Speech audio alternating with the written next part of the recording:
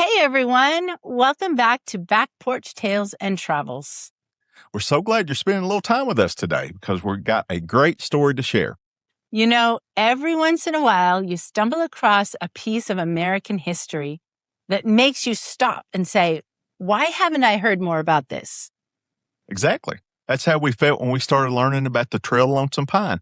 Written by John Fox Jr. in 1908, it became one of the first best-selling novels in the United States. Then Hollywood turned it into a movie starring Henry Fonda and Sylvia Sidney. What's even more amazing is that over 100 years later, the story is still alive. Every summer, audiences gather in the mountains of Southwest Virginia to watch Trail of the Lonesome Pine outdoor drama, performed where the story itself was born.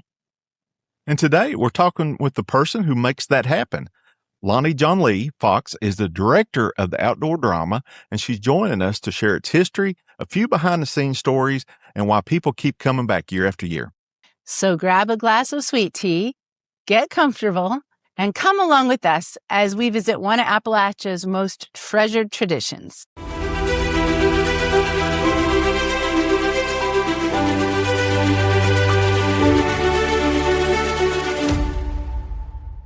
My name is Lonijonli Fox. I go by Loni. I've been a theater actor for about 18 years. I don't look like I've been in theater for 18 years, but I got started when I was single digits. So I'm 27. This is my first time directing Trail of the Lonesome Pine, and it is quite a unique experience. It's different, and I really enjoy being the director. So this is our 63rd season of Trail of the Lonesome Pine, the outdoor drama specifically. The original book came out in 1908, so it is quite a bit more aged than the drama. With the Trail of the Lonesome Pine, it is the longest running outdoor drama in Virginia, so just marking it off on your bucket list should be pretty cool. So, Trail of the Lonesome Pine is a story by John Fox Jr. written in 1908. Is this young girl and this young man, they fall in love, and there's a huge feud going on at the same time. Think a little bit of Romeo and Juliet, but there's a better ending. Over the 63 years, there's been multiple different directors, there's been multiple different cast members. And one of the cool things that the board has allowed the director to do is to write their own version of the script. And that's part of the reason why I recommend people to come see it. Even if you have seen it before, is because you never know how the director is going to change things up. Like me, I've read 7 different previous scripts along with the original. And the original was over 100 pages and it was 4 hours long. This year is not 4 hours long. Nowhere close. And my version, I also added in a little bit of slapstick. The Phelan family, in the book, they're the feuding family. So it's the Tollivers and the Phelans. And in some previous scripts, the Phelans weren't really a pivotal part. But if you're going to have a feuding show, I think you should have the other feuding family, right? So the Phelans, I have them as kind of our comedy bit this year. So I've taken pieces and parts from 7 of the previous scripts, and I've also added in some of my original stuff, as well as stuff from the book. Like, let me show you.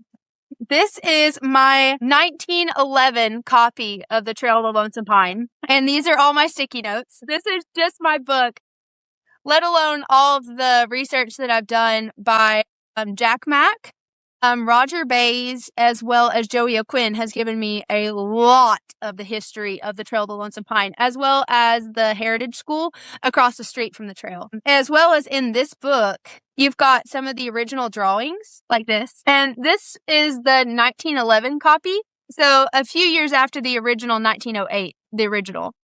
This one I got on eBay. And it's part of a collection of John Fox's books. So there's other ones that match this one. The drama has had multiple different upgrades as well. Like the dressing rooms for the main cast is actually the old stage. If you get an opportunity to go back there, you can still see Trail of the Lonesome Pine in the stencil in one of the dressing rooms. And you can also see the green paint from the original stage back there. It's really cool. The place that the gift shop is now used to be the schoolhouse. So the whole stage has had completely different changes over the years.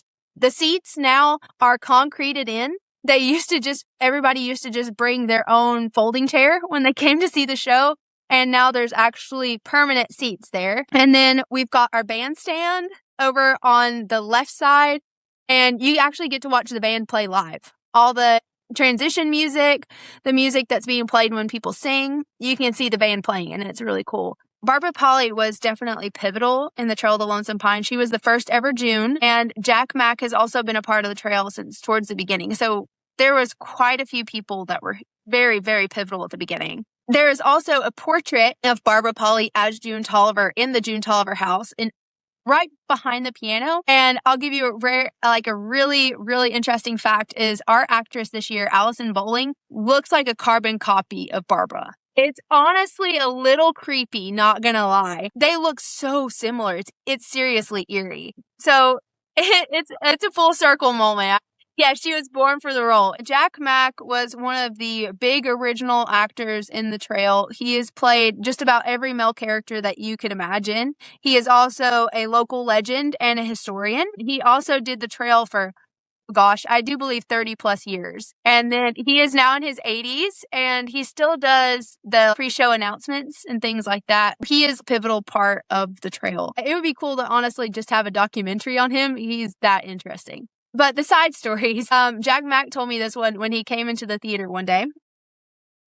And he said, yeah, back when the gallows were enclosed, I'm going to say this specific character. So just in case you haven't seen it before, it's not a spoiler. This specific character gets hung in this enclosed gallows and it looked like an outhouse. I know you can already guess where this is going. So it looked like an outhouse. And back then, a lot of the actors did used to drink pretty heavily. So needless to say, one actor got quite drunk, thought it was an outhouse and used it. And then the actor that gets hung went in there, got up on the thing, and went, I just stepped in, and there was an audience. That is one side story. Now, and another one, and this was a completely different year, and it also had to do with that scene.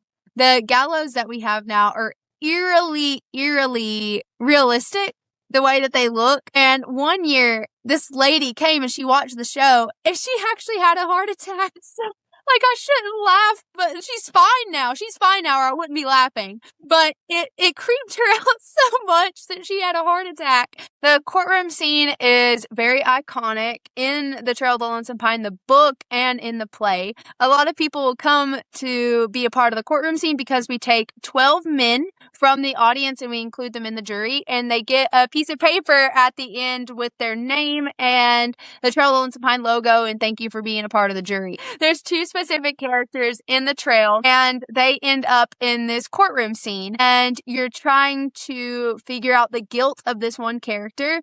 And then there's two other characters that throw in almost soap opera revelation moments. And then as the jury, the 12 audience members, you get to decide if this character is not guilty or guilty. And so you actually get to be a part of the show as well. But I also like being a director because you get to find out what the actors want. So if there's a specific thing that they need or they want, or questions, concerns, you can actually help with that instead of feeling kind of helpless as a fellow actor.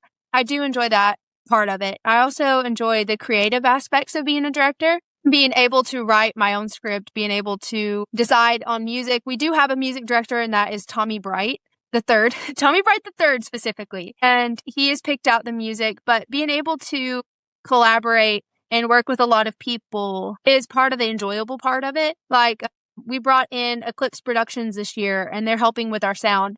That's a whole nother thing, is apparently our sound system is cursed, no matter if it's a professional team coming in or not. That's part of the trail lore, is that the tech is cursed and that there's a ghost lady wearing white in the top of the June Tolliver house. You can look into that. But the aspects of being able to collaborate and create together, it's really enjoyable. And then as an actor, being able to hold a script in your hand and help bring it to life in a different way than the director can, because the director stays behind the set in general, unless filling in or having to do something on the set or on the stage, set or stage. But an actor, you get to be the face of the production. You get to have your face out there. You get to actually bring the story to life with your skills and your fellow actor skills. So both are enjoyable in completely different ways. And I enjoy both aspects. And I also enjoy, as an actor, getting to work with other incredible actors. Like, we have some actors in the show that are great. Like the three bad boys. let me tell you about the bad boys. And that is Dodie Daniels, Glenn, Roy, and Dodie. And there are three iconic, in multiple different people's words, iconic bad boys. The three of them have been a part of the trail for over 10 plus years together. And a lot of audience members will come to just see the three of them because they have a chemistry that a lot of actors take years and years to develop that kind of chemistry. They can just work off of each other. They can do improvs. If one of them drops a line, the other one covers it. If one of them has a funny improv, the other ones will roll right with it. They also have a chemistry that's on stage, but you can also see it off stage. It doesn't stop. Like Dodie Daniels, he had a incident recently where his body just didn't feel good when we were at rehearsal. And me and my mom and a few others, we went to the hospital to check on him, and Roy was already there. He was already there checking on his best friend. So whenever you get to come see the show, really watch the bad boys, and you can definitely tell that there's a kind of chemistry there that it would take normal actors years and years to develop that. And because of that, also, their acting is so good. There's better words for it than just so good, but it's realistic in an interesting way. Roy and Glenn are not bad guys in real life. I promise. They're not bad guys in real life, but they do a good job of it on stage. But they're the three that, as an actor, I aspire to kind of be like, to be able to also have fellow actors I've been working with for 10 plus years. And it changes the complete energy of the scene too, to have people around you that you can depend and rely on. Check out our website, Trail of the Lonesome Pine Outdoor Drama. We also have an Instagram, Trail of the Lonesome Pine. And then we also have a TikTok, and I do believe we have a YouTube as well. It is in Big Stone Gap, Virginia. It is at the Barbara Pauley Theater. It used to be the June Tolliver Theater. And then Barbara Pauley passed away, and some of her family donated some money to the trail. And they said, how can we repay you? And they decided to name it the Barbara Pauley Theater. It is on 518 Clinton Avenue, East Big Stone Gap, Virginia. And it is like, so in Virginia, it's towards like right here, like right near the tip. So there are 335 seats. We run June 5th through August 8th. This year, we are just doing Fridays and Saturdays. Doors open at 7. Pre-show is 7:15, and the show promptly should start at 8. The ticket prices are $25 for backstage VIP. You can get a picture on the stage, and you can get a picture with any actor that you want. Last weekend, some of the VIPs wanted a picture with Judd, so they got a picture with him on the stage. And then general admission is $15. Children ages 6 to 12 are $10. Seniors age 60 plus are $10. Military is $10. Pre-show only is $5, and children under 6 are free.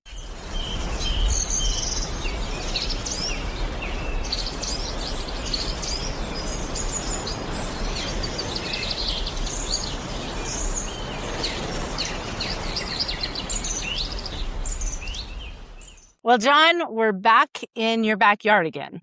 Oh, yeah. And let me tell you, I have spent a lot of time at the Trail Lonesome Pine. My daughter was in the play for 16 years. Oh my gosh. So, wow. Well, you are definitely part of the tradition yourself. Yes. Then. A lot of backstage, a lot of taking her stuff, a lot of picking her up, dropping her off, and of course, watching the play itself. And one of the amazing things, and Lonnie talked about this, was each year, each time they had a new director, the play did change. Because that director could, as she stated earlier, could make changes and do their interpretation. I was going to ask about that, since you said that she was involved in it for those many years, that you must have seen many different renditions of it. 4, 5, maybe 6. It was good because it gave a different perspective of the book and the play. I love that. I really do. I think that is so neat to be able to just take something and make it your own as a director. I love when she talked about how she put some slapstick in it. Was there much humor in the past versions? You know, from my memory, it was kind of a, not to give away too many secrets. And we want people to go to the drama, and we want people to read the book too. But it's about a feud between two mountain families, and it's at the turn of the century. It's kind of like modern 1923 that we all watched. So you got the whole world changing. With technology, you're going from horseback. So it's right at that edge. You got the feud going on. You got the backstory of how industry's changing. Interesting. Mountain culture. So you got outsiders coming in. I'm sure that's where some of the drama and the conflict starts to come Oh, about. absolutely. I mean, you got Jack Hale, who's an outsider coming in. So you got that person that's in a new culture, and he's having to learn these things. Wow, I love that. Well, I think that's such a creative way to keep it alive.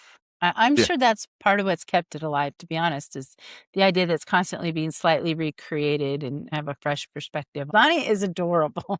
I'm sure that she has just brought all kinds of color to her version of it. And seeing her hold up that book with all those sticky notes and tabs, I mean, you get a feel for just how hard she worked too to make this something unique. Absolutely. And she was so respectful of the history of the book and John Fox Jr.'s work and stuff.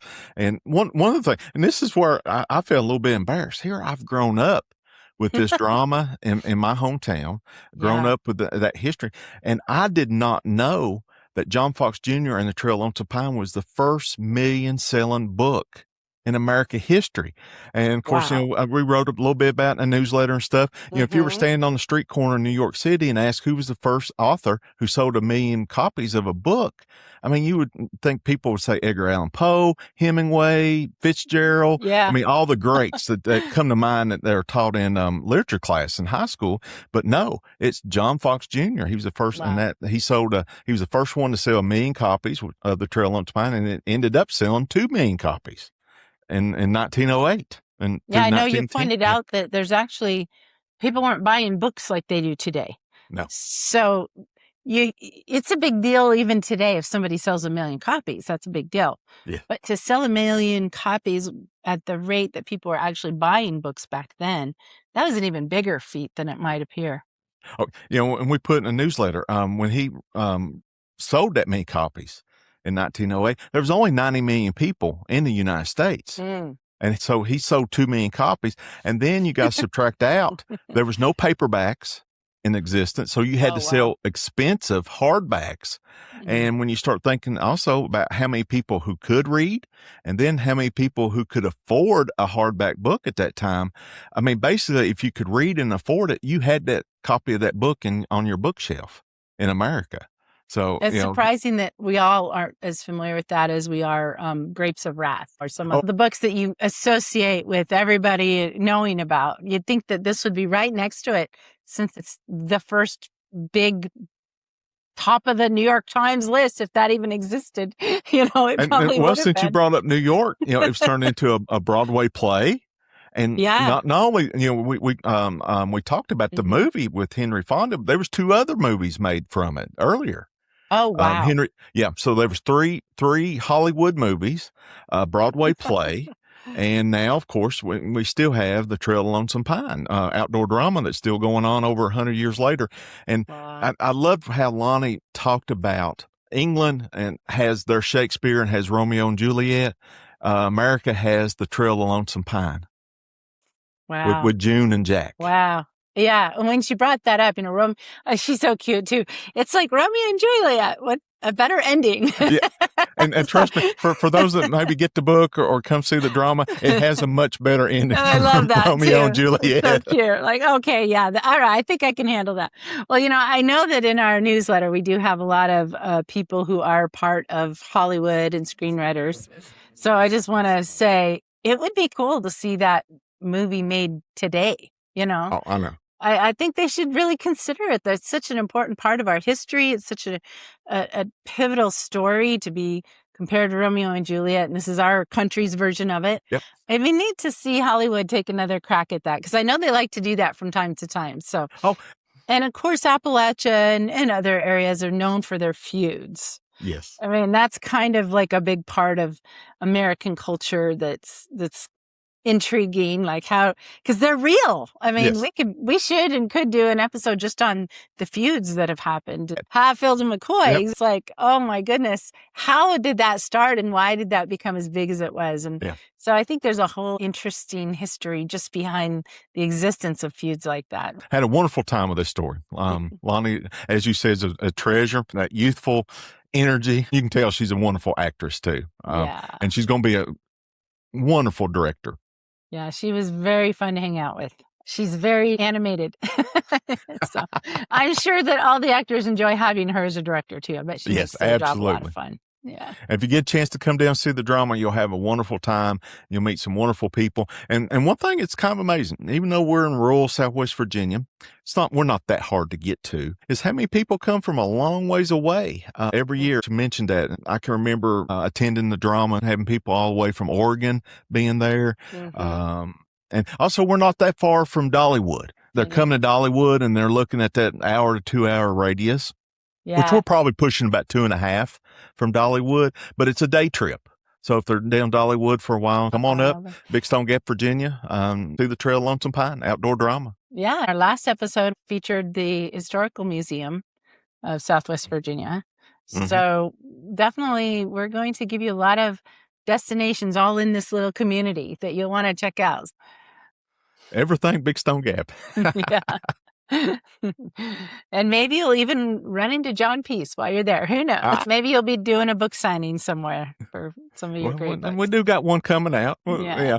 And then, of course, TV series from Big Stone Gap with Adrian Trigiani. And so there's some things going on in the near future. Well, thanks, everyone, for joining us on the back porch. And we will see you in the next episode.